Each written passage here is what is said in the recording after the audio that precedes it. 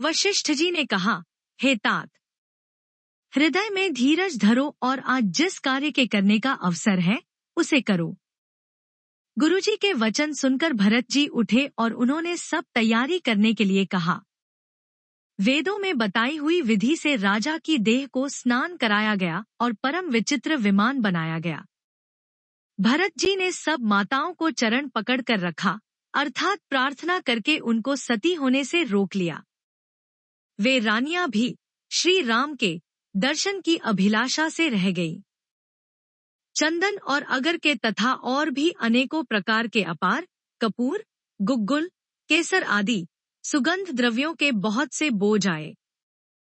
सरयू जी के तट पर सुंदर चिता रचकर बनाई गई, जो ऐसी मालूम होती थी मानो स्वर्ग की सुंदर सीढ़ी हो। इस प्रकार सब दाह क्रिया की गई और सबने विधिपूर्वक स्नान करके तिलांजलि दी। फिर वेद, स्मृति और पुराण सबका मत निश्चय करके उसके अनुसार भरत जी ने पिता का दशगात्र विधान 10 दिनों के कृत्य किया। मुनि श्रेष्ठ वशिष्ठ जी ने जहाँ जैसी आज्ञा दी, वहाँ भरत जी ने सब वैसा ही हजारों प्रकार से किया। शुद्ध हो जाने पर विधिपूर्वक सब दान दिए।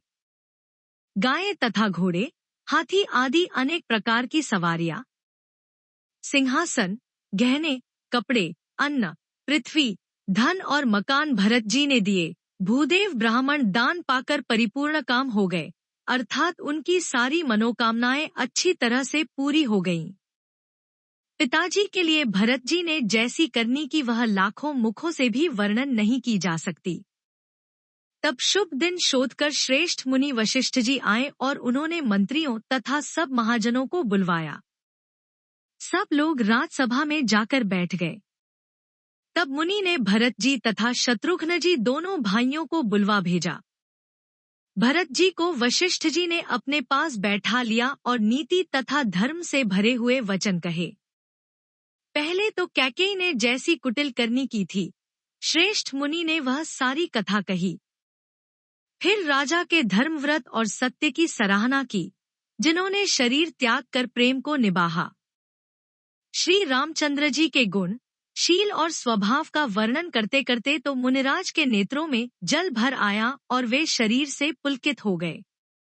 फिर लक्ष्मण जी और सीता जी के प्रेम की बड़ाई करते हुए ज्ञानी मुनि शोक और स्नेह में मग्न हो गए। मुनिनाथ ने बिलख कर, दुखी होकर कहा, है भरत, सुनो, भावी होनहार बड़ी बलवान है।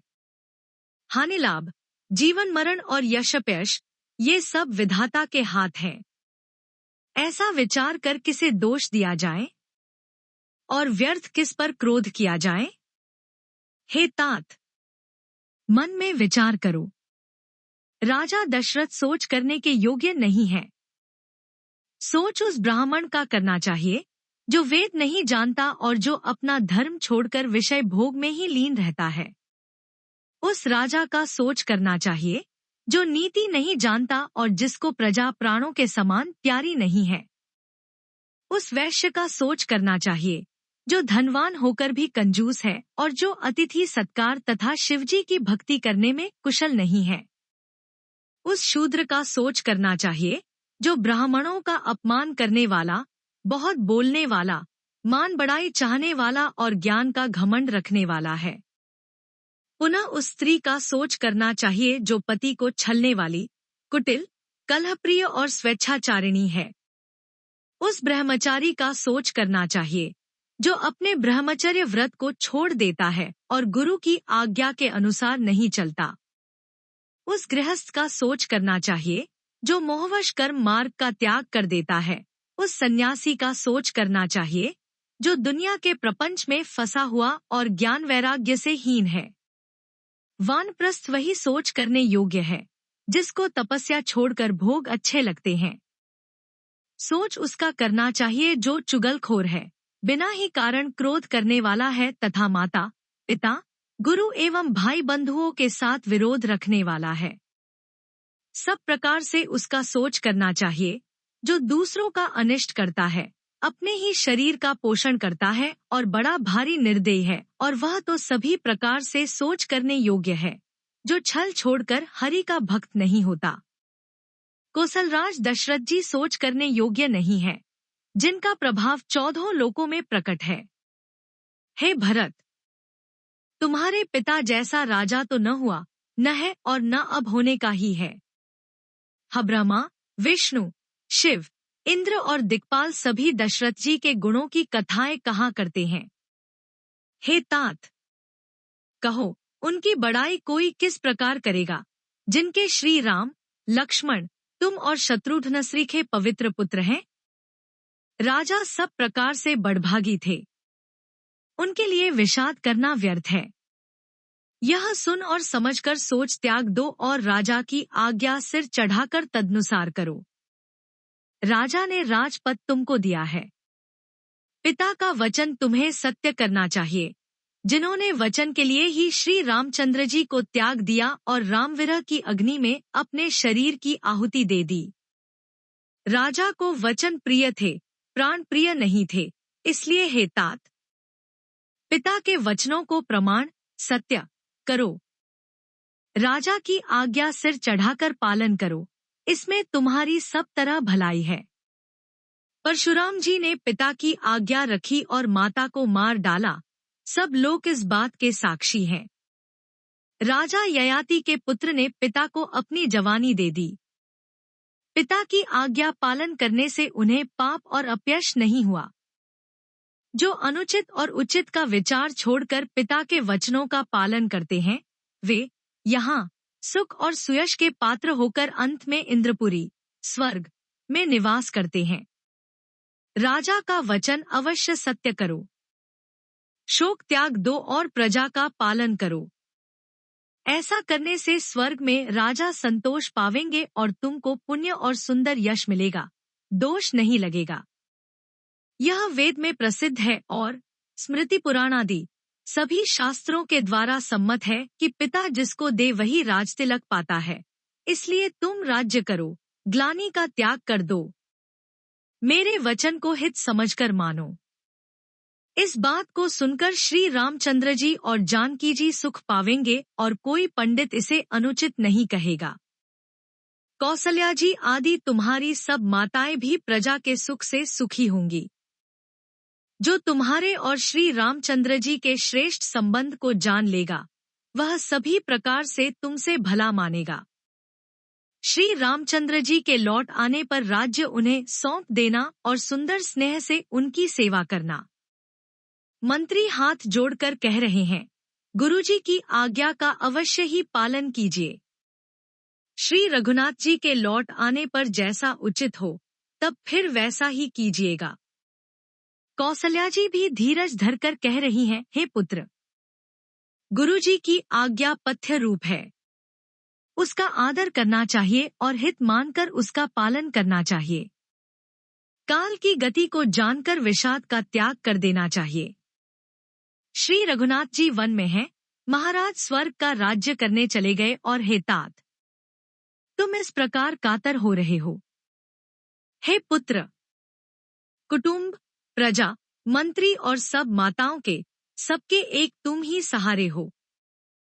विधाता को प्रतिकूल और काल को कठोर देखकर धीरज धरो, माता तुम्हारी बलिहारी जाती है। गुरु की आज्ञा को सिर चढ़ाकर उसी के अनुसार कार्य करो और प्रजा का पालन कर कुटुंबियों का दुख हरो। भरत जी ने गुरु के वचनों और मंत्रियों के अभिनंदन, अनुमोदन को सुना, जो उनके हृदय के लिए मानो चंदन के समान शीतल थे। फिर उन्होंने शील, स्नेह और सरलता के रस में सनी हुई माता कौसल्या की कोमल वाणी सुनी। सरलता के रस में सनी हुई माता की वाणी सुनकर भरत जी व्याकुल हो गए। उनके नेत्र कमल जल, आंसू बहाकर हृदय के विरह रूपी नवीन अंकुर को सींचने लगे। नेत्रों के आंसुओं ने उनके वियोग दुख को बहुत ही बढ़ाकर उन्हें अत्यंत व्याकुल कर दिया। उनकी वह दशा देखकर उस समय सबको अपने शरीर की सुध भूल गई। तुलसीदास जी कहते हैं, स्वाभाविक प्रेम की सीमा श्री भरत जी की सब लोग आदरपूर्वक सराहना करने लगे। धैर्य की धुरी को धारण करने वाले भरत जी धीरज धरकर कमल के समान हाथों को जोड़कर वचनों को मानो अमृत में डुबाकर सबको उचित उत्तर देने लगे। गुरुजी ने मुझे सुंदर उपदेश दिया। फिर प्रजा, मंत्री आदि सभी को यही सम्मत है। माता ने भी उचित समझकर ही आज्ञा दी है और मैं भी अवश्य उसको सिर चढ़ाकर वैसा ही करना चाहता हूँ।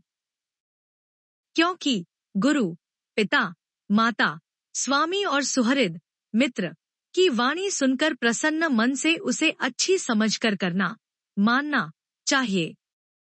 उचित अनुचित का विचार करने से धर्म जाता है और सिर पर पाप का भार चढ़ता है।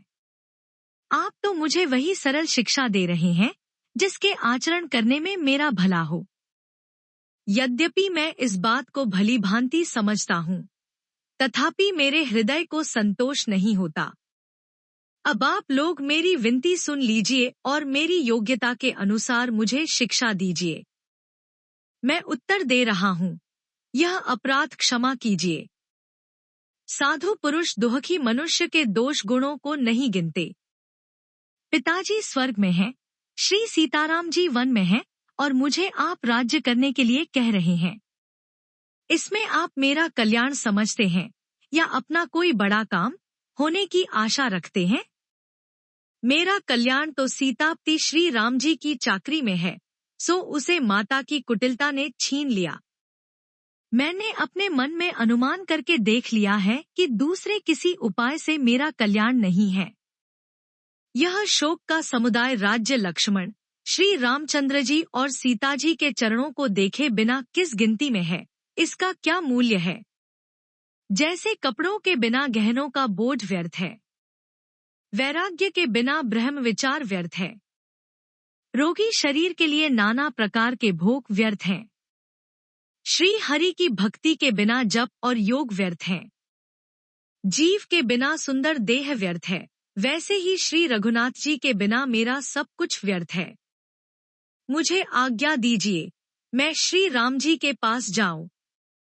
एक ही आंख, निश्चयपूर्वक, मेरा हित इसी में है। और मुझे राजा बनाकर आप अपना भला चाहते हैं, यह भी आप स्नेह की जड़ता, मोह के वश होकर ही कह रहे हैं। कैकेयी के पुत्र, कुटिल बुद्धि, राम विमुख और निर्लज्ज मुझसे अधम के राज्य से आप मोह के वश होकर ही सुख चाहते हैं। मैं सत्य कहता हूँ, आप सब सुनकर विश्वास करें, धर्मशील को ही राजा होना चाहिए। आप मुझे हट करके ज्यों ही राज्य देंगे, त्यों ही पृथ्वी पाताल में धंस जाएगी। मेरे समान पापों का घर कौन होगा, जिसके कारण सीता जी और श्री राम जी का वनवास हुआ? राजा ने श्री राम जी को वन दिया और उनके बिछुड़ते ही स्वयं स्वर्ग को गमन किया। और मैं दुष्ट, जो अनर्थों का कारण हूँ, होशवास में बैठा सब बातें सुन रहा हूँ।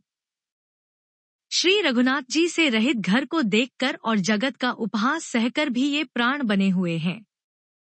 इसका यही कारण है कि ये प्राण श्री राम रूपी पवित्र विषय रस में आसक्त नहीं है। ये लालची भूमि और भोगों के ही भूखे हैं। मैं अपने हृदय की कठोरता कहाँ तक कहूँ, जिसने वज्र का भी तिरस्कार करके बड़ाई पाई है। कारण से कार्य कठिन होता ही है, इसमें मेरा दोष नहीं। हड्डी से वज्र और पत्थर से लोहा भयानक और कठोर होता है। कैकेयी से उत्पन्न देह में प्रेम करने वाले ये पामर प्राण भरपेट पूरी तरह से अभागे हैं। जब प्रिय के वियोग में भी मुझे प्राण प्रिय लग रहे हैं, तब अभी आगे मैं और भी बहुत कुछ देखूं सुनूंगा। लक्ष्मण, श्री राम जी और सीता जी को तो वन दिया, स्वर्ग भेजकर पति का कल्याण किया, स्वयं विधवापन और अपयश लिया, प्रजा को शोक और संताप दिया, और मुझे सुख, सुंदर यश और उत्तम राज्य दिया। कैकेयी ने सभी का काम बना दिया। इससे अच्छा अब मेरे लिए और क्या होगा? उस पर भी आप लोग मुझे राजतिलक देने को कहते हैं। कैकेयी के पेट से जगत में जन्म लेकर यह मेरे लिए कुछ भी अनुचित नहीं है। मेरी सब बात तो विधाता ने ही बना दी है। फिर उसमें प्रजा और पंच, आप लोग क्यों सहायता कर रहे हैं? जिसे कुग्रह लगे हों अथवा जो पिशाचग्रस्त हो, फिर जो वायुरोग से पीड़ित हो और उसी को फिर बिच्छू डंक मार दे, उसको यदि मदिरा पिलाई जाए, तो कहिए यह कैसा इलाज है। कैकेयी के लड़के के लिए संसार में जो कुछ योग्य था, चतुर विधाता ने मुझे वही दिया। पर दशरथ जी का पुत्र और राम का छोटा भाई होने की बड़ाई मुझे विधाता ने व्यर्थ ही दी। आप सब लोग भी मुझे टीका कढ़ाने के लिए कह रहे हैं। राजा की आज्ञा सभी के लिए अच्छी है। मैं किस किस को किस किस प्रकार से उत्तर दूं? जिसकी जैसी रुचि हो, आप लोग सुखपूर्वक वही कहें। मेरी कुमाता कैकेयी समेत मुझे छोड़कर कहिए और कौन कहेगा कि यह काम अच्छा किया गया? जड़चेतन जगत में मेरे सिवा और कौन है जिसको श्री सीताराम जी प्राणों के समान प्यारे न हो? जो परम हानि है उसी में सबको बड़ा लाभ दिख रहा है। मेरा बुरा दिन है, किसी का दोष नहीं। आप सब जो कुछ कहते हैं सो सब उचित ही है, क्योंकि आप लोग संशय, शील और प्रेम के वश हैं। श्री रामचंद्र जी की माता बहुत ही सरल हृदय हैं और मुझ पर उनका विशेष प्रेम है, इसलिए मेरी दीनता देखकर वे स्वाभाविक स्नेहवश ही ऐसा कह रही हैं। गुरुजी ज्ञान के समुद्र हैं, इस बात को सारा जगत जानता है।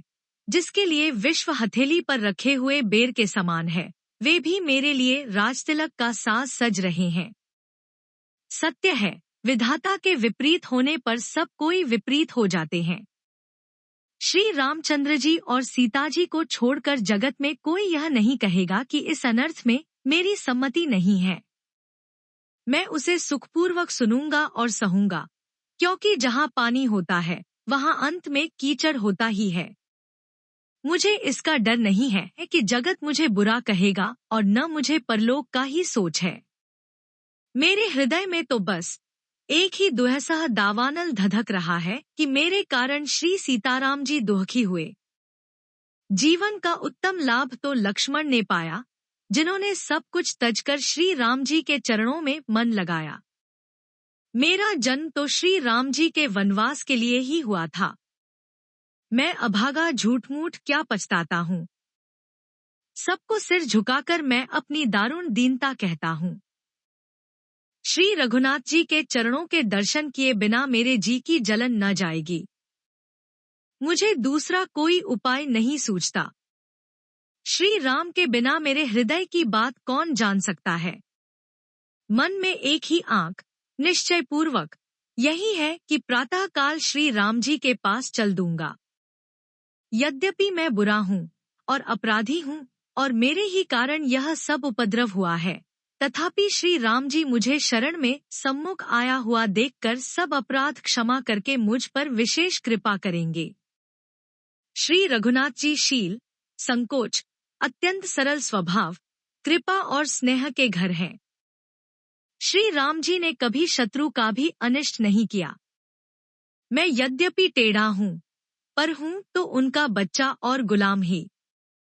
आप पंच सब लोग भी इसी में मेरा कल्याण मानकर सुंदर वाणी से आज्ञा और आशीर्वाद दीजिए, जिसमें मेरी विनती सुनकर और मुझे अपना दास जानकर श्री रामचंद्र जी राजधानी को लौट आवें। यद्यपि मेरा जन्म कुमाता से हुआ है और मैं दुष्ट तथा सदा दोषयुक्त भी हूँ, तो भी मुझे श्री राम जी का भरोसा है कि वे मुझे अपना जानकर त्यागेंगे नहीं। भरत जी के वचन सबको प्यारे लगे, मानो वे श्री राम जी के प्रेमरूपी अमृत में पगे हुए थे। श्री रामवियोग रूपी भीषण विष से सब लोग जले हुए थे। वे मानो बीज सहित मंत्र को सुनते ही जाग उठे। माता, मंत्री, गुरु, नगर के स्त्री पुरुष सभी स्नेह के कारण बहुत ही व्याकुल हो गए। सब भरत जी को सराह सराह कर कहते हैं कि आपका शरीर श्री राम प्रेम की साक्षात मूर्ति ही है। हे तात भरत, आप ऐसा क्यों न कहें। श्री राम जी को आप प्राणों के समान प्यारे हैं। जो नीच अपनी मूर्खता से आपकी माता कैकेयी की कुटिलता को लेकर आप पर संदेह करेगा, वह दुष्ट करोड़ों पुरखों सहित 100 कल्पों तक नरक के घर में निवास करेगा। सांप के पाप और अवगुण को मणि नहीं ग्रहण करती, बल्कि वह विष को हर लेती है और दुख तथा दरिद्रता को भस्म कर देती है। हे भरत जी, वन को अवश्य चलिए, जहाँ श्री राम जी हैं। आपने बहुत अच्छी सलाह विचारी। शोक समुद्र में डूबते हुए सब लोगों को आपने बड़ा सहारा दे दिया। सबके मन में कम आनंद नहीं हुआ, अर्थात बहुत ही आनंद हुआ। मानो मेघों की गर्जना सुनकर चातक और मोर आनंदित हो रहे हों। दूसरे दिन प्रातःकाल चलने का सुंदर निर्णय देखकर भरत जी सभी को प्राणप्रिय हो गए। मुनि वशिष्ठ जी की वंदना करके और भरत जी को सिर नवाकर सब लोग विदा लेकर अपने अपने घर को चले। जगत में भरत जी का जीवन धन्य है, इस प्रकार कहते हुए वे उनके शील और स्नेह की सराहना करते जाते हैं। आपस में कहते हैं, बड़ा काम हुआ। सभी चलने की तैयारी करने लगे।